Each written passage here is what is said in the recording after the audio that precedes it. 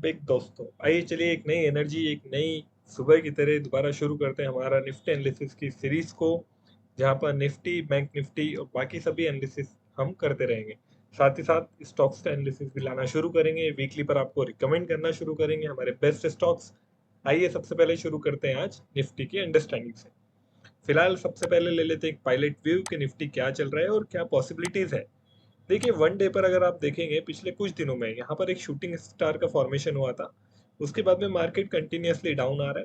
कुछ न्यूज़ थी जिसका सबसे बड़ा इम्पैक्ट था मार्केट पर, जैसा कि इम्पोर्टेंट न्यूज़ की अगर बात करें, जापानीज जो जापान बैंक ने उधर से रेट कट किया था, रेट इंक्रीज किया था, उसकी वजह से जो हमारे पर इम्पैक्ट आया था। उसके बाद में कल जो एक हिडनबर्ग की रिपोर्ट आई है, रिपोर्ट नहीं कह सकते उसको, कुल मिलाकर के वही जो पिछला अडानी का हमारा केस था उसी पर एक एक्सटेंशन ऑफ वर्ड्स है कहीं ना कहीं। कुछ एलिगेशंस लगाए गए हैं सेबी पर जो पता नहीं कितने सही है कितने गलत हैं। बट इन सबको साइड में रखते हुए हमारा निफ्टी क्या कहता है, हमारा चार्ट क्या कहता है, वो समझ लेते हैं सबसे पहले। देखिए, डेली पर कहीं ना कहीं अभी आपको दिख रहा होगा कि एक भी पॉजिटिव क्लोज हमें नहीं दिखा है इस छोटे से की क्लोज के अलावा, जो कहीं ना कहीं इन इटसेल्फ बताता है कि वीकनेस मार्केट में एग्जिस्टिंग है। पहला पॉइंट। दूसरा पॉइंट जो हमें दिखा रहा है एक इम्पॉर्टेंट लेवल यहाँ पर रेजिस्टेंस का, अगर आप देखेंगे तो कहीं ना कहीं अगर मैं जाऊं और इसको समझने की कोशिश करूं तो एक एम पैटर्न बनता है यहाँ पर, और उस एम पैटर्न का ये ब्रेकआउट था कहीं ना कहीं, और इस ब्रेकआउट के बाद में यहाँ पर रीटेस्ट होने की कोशिश कहीं ना कहीं की जा रही है, अगर मैं सेंटिमेंट के अकॉर्डिंग देखना चाहूँ मार्केट को तो। वहीं अगर बात करें, कहीं ना कहीं देखिए मार्केट अपनी प्रिपरेशन कर रहा है। मार्केट अब किसी भी तरफ जा सकता है, मार्केट है।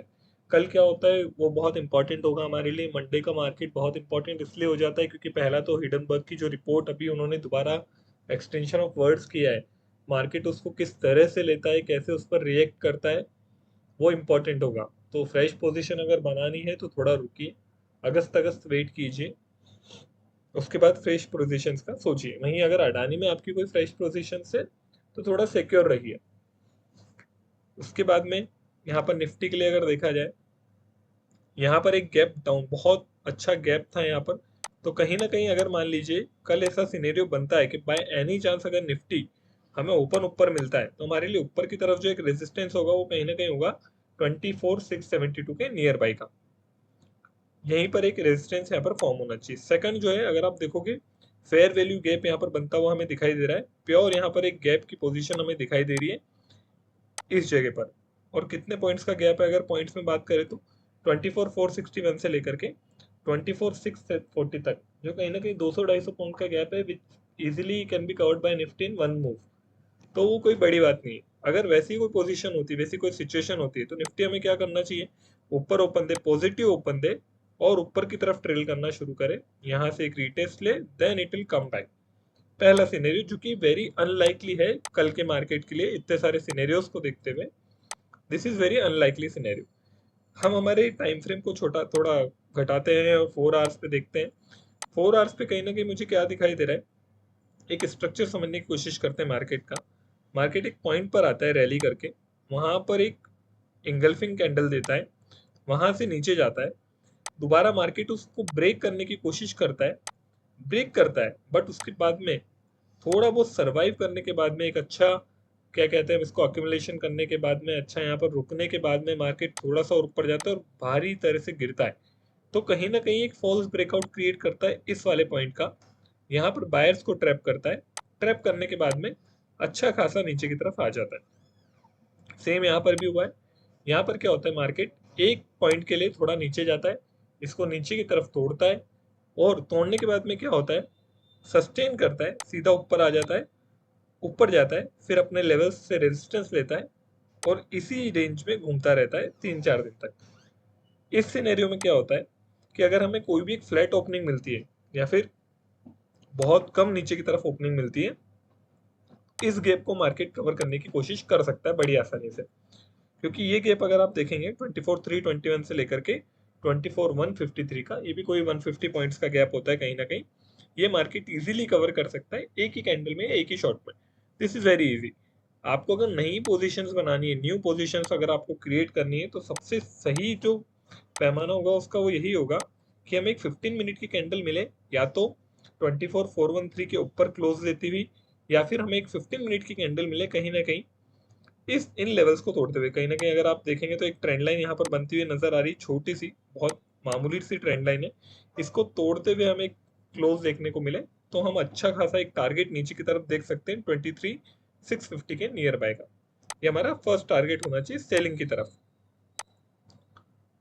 विच इज वेरी लाइकली अगर मार्केट इसी तरह चलता है। क्योंकि अगर आप यहाँ पर भी देखोगे ना तो थोड़ा और अगर मैं छोटा करता हूँ टाइम फ्रेम को 1 आवर पे, what you can directly see here is कि मार्केट एक्यूमुलेशन ही कर रहा है।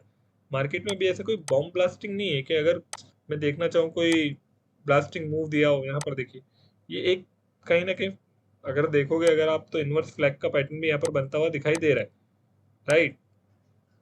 जिसकी आप सिंपल सी अगर बोलो तो ये उसकी पोल हो सकती है और ये उसका फ्लैग हो सकता है, लेकिन फ्लैग की एक ही कंडीशन होती है कि उसको ब्रेक करना होगा। ब्रेक करेगा तो हम कहीं ना कहीं यहाँ तक का टारगेट 23,100 तक का टारगेट देख सकते हैं। 23,100 थोड़ा सा ज्यादा हो गया, I think 23,300 is very likely यहाँ पर हमें एक टारगेट नेक्स्ट दिखाई देता है। वहीं सेकंड जो हमें दिखाई देता है इसके बाद में अगर इसको तोड़ता है तो 22,700 का।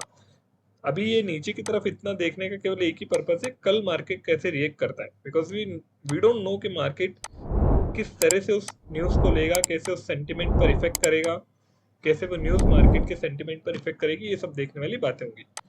बट फिलहाल के लिए सबसे इंपॉर्टेंट बात और सबसे इंपॉर्टेंट लेवल्स हैं तो उनको मार्क कर लेते हैं। वो यही है, पहला लेवल जो आपका दिखता है 24,067 का इंपॉर्टेंट लेवल, ऊपर की तरफ 24,460 का इंपॉर्टेंट लेवल, और 24,654 का इंपॉर्टेंट लेवल। सिंपल लॉजिक रखते हैं, अगर मुझे 15 मिनट का क्लोज मिलता है 24,458 के ऊपर तो मैं कहीं ना कहीं टारगेट रखूंगा 24,665 के। वहीं अगर मुझे एक 15 मिनट का क्लोज मिलता है फ्लैट ओपनिंग के बाद में 24,313 के नीचे तो मेरा पहला टारगेट होगा 24,168 का। सेकंड बहुत स्मॉल है तो यहाँ पर हो सकता है कि थोड़ा बहुत पॉज करने की कोशिश करें मार्केट 24,067 से लेकर के 24,155 के बीच में। और थर्ड टारगेट जो मेरा होगा 23,664 का। Thank you very much.